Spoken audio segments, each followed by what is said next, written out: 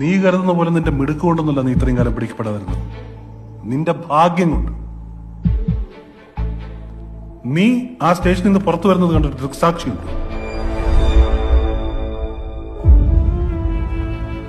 നിന്റെ ഭാഗ്യത്തിന് അയാൾ ഉടൻ തന്നെ ജയിലിലായി.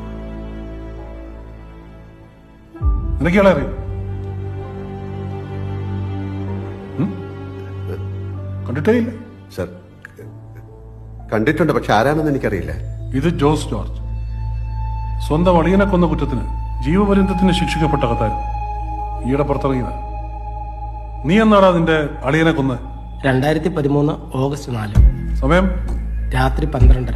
അത് കഴിഞ്ഞ് പേടിച്ച് വീട്ടിലേക്ക് ഓടുന്നതിനിടയിൽ നീ പണി നടക്കുന്ന പോലീസ് സ്റ്റേഷന്റെ മുന്നിലെത്തി അല്ലേ?